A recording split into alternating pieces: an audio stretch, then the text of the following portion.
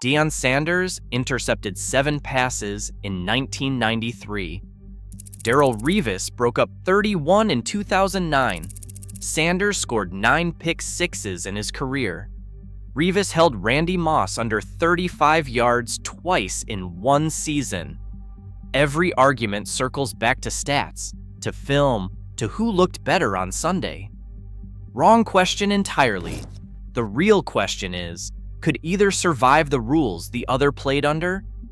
Sanders thrived when corners could ride receivers down the field, when hand-checking went uncalled unless you tackled someone, when officials looked the other way on contact.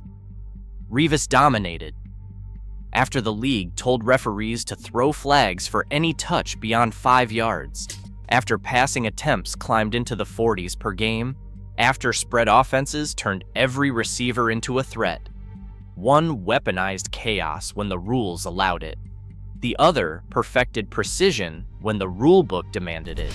The illegal contact rule was written in 1978 to stop Mel Blount and the Steelers from destroying receivers at the line.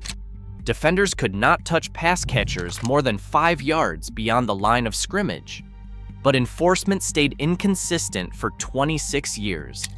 Officials let corners grab, hold, and ride receivers downfield unless it got egregious. March 2004 changed everything. The competition committee made illegal contact a point of emphasis after the Patriots smothered Peyton Manning's receivers in the AFC Championship game. Colts president Bill Polian complained, and the league listened. Illegal contact penalties jumped from 38 in 2003 to 130 in 2004. Cornerbacks who had built careers on physicality had to relearn their position by September. Sanders retired that year.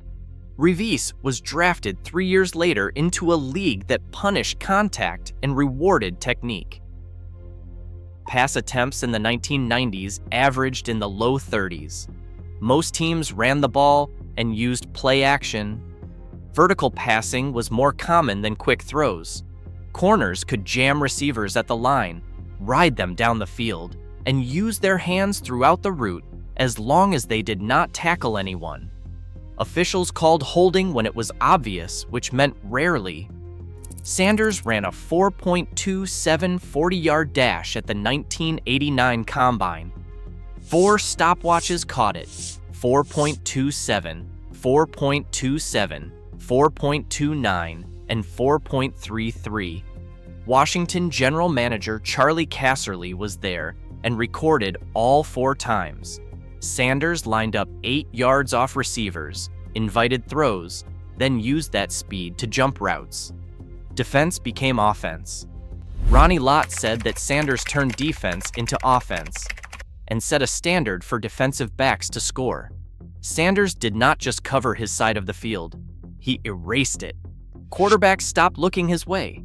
Dallas and San Francisco could rotate coverages opposite him, blitz more, and take risks they could not take with normal corners. Ray Horton noted that Sanders took half the field away from quarterbacks. Defensive Player of the Year came in 1994 after Sanders returned 3 interceptions for touchdowns. 74 yards against the Saints, 93 against the Falcons, 90 yards against the Chargers. 303 total interception return yards that season, 3rd best in NFL history at the time. 53 career interceptions, ranked 22nd all-time. 9 pick sixes, tied for 2nd. 6 punt returns and 3 kick returns for touchdowns. 19 non-offensive touchdowns total. Atlanta drafted him 5th overall in 1989. The 2nd punt return of his debut went back for a touchdown after he fumbled the 1st. Teams that signed Sanders immediately won Super Bowls. San Francisco won in his only season there in 1994. Dallas won the next year. Emmitt Smith said Sanders shut down one side of the football field. Avoidance was the method. Sanders rarely tackled. His teams allowed him to avoid run support so he could focus on coverage and returns. He split practice time between defense and special teams and occasionally offense. He played baseball in the offseason. The game was built on avoidance and explosion. Get your hands on the ball, get to the end zone. Don't waste energy on tackles someone else could make. The system worked because the rules allowed it. By 2007, when the Jets drafted Revis 14th overall, passing attempts averaged 37 per game and were climbing. Spread formations, bunch sets, option routes were standard. Receivers were bigger and more refined. Quarterbacks released the ball in under 2.5 seconds. The 5-yard contact zone was strictly enforced. Touch a receiver beyond 5 yards, and officials threw flags. Corners had to mirror receivers within 5 yards, then rely on footwork and route recognition. Grab a jersey and lose 5 yards and an automatic first down. Revis could not clutch or ride anyone. Technique was everything. Rex Ryan became Jets head coach in January 2009 and built everything around Revis. Ryan blitzed on 52.4% of defensive snaps that season, the highest rate in football. He sent 7 rushers at the line, then dropped 1 into coverage while Kerry Rhodes screamed off the edge unblocked. He ran cross-gut blitzes with linebackers attacking A and B gaps from deep alignments. He used 3 safety nickel packages and 6 or 7 defensive backs more than most teams. All of it worked because Revis could handle receivers alone. Ryan said the Jets could man-to-man their best with Revis, which makes you feel like you are playing with 12 guys. Mike Petinet explained that Revis helps us heavy up the box because shutting down star receivers let other defensive backs crowd the line and blitz. Revis enabled scheme. Sanders created highlights. 2009 was Revis at absolute peak. 8 elite receivers were held to 35 yards or less. Andre Johnson, Randy Moss twice, Terrell Owens twice, Steve Smith, Reggie Wayne, Chad Ochocinco, Roddy White, and Marcus Colston. 2 Hall of Famers, Randy Moss and Terrell Owens, and 3 more future Hall candidates in Andre Johnson, Steve Smith, and Reggie Wayne. Revis allowed 48 catches on 127 targets that season, a 37.8% completion rate. He broke up 31 passes, an NFL record that still stands. When the ball came his way, he allowed 4 yards per attempt and a 32.3 passer rating. For context, a quarterback throwing every pass incomplete would post a 39.6 rating. Throwing at Revis was worse than throwing the ball away. Football Outsiders compared it to a receiver breaking Jerry Rice's yardage record. Pro Football Focus gave him a 97.6 grade, the highest cornerback season they had ever tracked. The Jets finished first in yards allowed that year. The defense held opponents to 215 yards per game over the final 8 games, because Revis's coverage freed safeties to attack. He allowed 8 passing touchdowns the entire season. Revis did not avoid tackles. He finished his rookie season with 87 tackles. He embraced contact within the 5-yard zone, using press technique to disrupt routes legally. He studied opponents' film obsessively, watching high school tape, analyzing stance, and heel position. Bengals receivers coach Mike Shepard said after Revis intercepted a pass intended for Ochocinco that it is unusual for a defender to reach a ball thrown that far, much less intercept it. Randy Moss said Revis made him pay attention to where the safety was and turned him into a complete player. In his Hall of Fame speech, Revis said he did not get the chance to play with Deion Sanders, but Sanders was a prototype for him. What Jordan is to Kobe is prime to Revis Island. Could Sanders survive Revis's rules?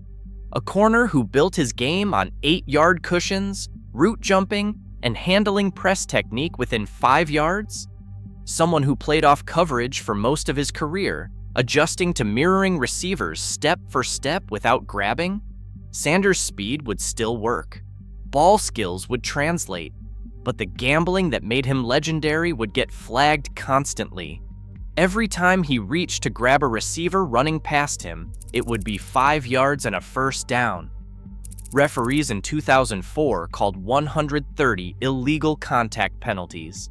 By contrast, during Sanders' era, referees called 38 illegal contact penalties. His instincts would betray him.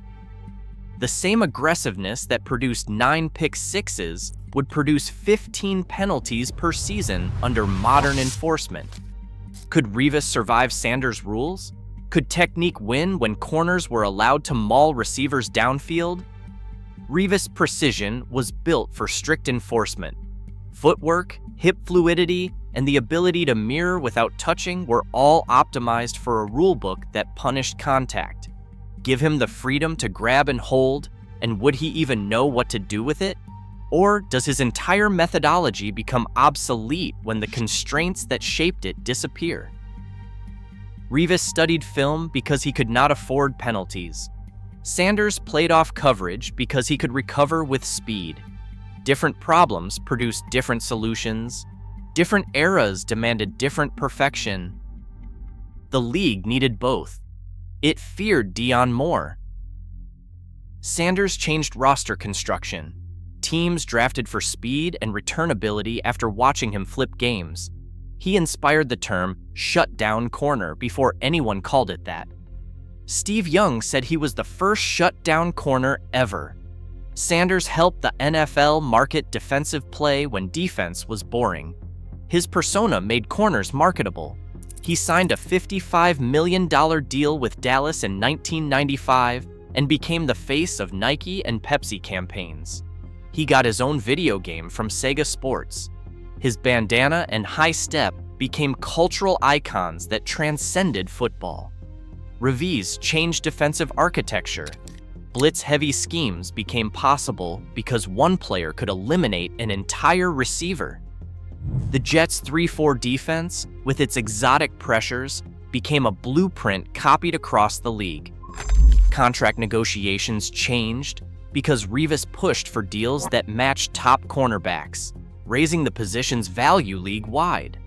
Corners went from complementary pieces to foundational investments. But Revis did not force rule changes. Sanders did not either. Both dominated within their constraints. Both proved corners could change games. They just did it in completely different worlds. Today's debate about coverage versus pass rush echoes this comparison.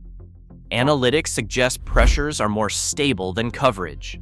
Yet Jalen Ramsey and Sauce Gardner remind teams that a true island corner unlocks exotic packages. Ramsey combines Sanders' size and versatility with Revis' physical technique. Gardner's early success with press man and minimal safety help evokes Revis' methodology, while his long frame and swagger nod to prime. The position keeps evolving as the rulebook changes. Every time the NFL tweaks contact rules, corners have to rebuild their approach. Greatness at corner is context-dependent. Rule changes redefine what dominance looks like. Players who adapt their technique or transcend with unique traits become prototypes for the next generation. In a league constantly tweaking contact rules and encouraging offensive innovation, the future shutdown corner must blend Prime's playmaking with Revis's precision. Sanders proved you could turn defense into points when the rules allowed physicality. Revis proved you could eliminate receivers when the rules demanded discipline. Neither could guarantee success in the other's world because their brilliance was built on different foundations. Take away Sanders' freedom to grab, and he is just fast. Take away Revis' need for discipline, and his entire system collapses. The NFL creates different definitions of dominance every time it changes the rulebook. Sanders dominated when corners could be physical. Revis dominated when they could not. Both changed how we think about the position. Both made offenses rebuild their game plans. Both proved corners could be worth whatever money they demanded. And the next time the league changes the rules, we will need a new prototype all over again. Someone who can do what Sanders did and what Revis did and whatever the new rulebook requires. Until then, the debate continues. Prime versus Revis Island, chaos versus precision. Two different eras, two different definitions of perfection, zero easy answers.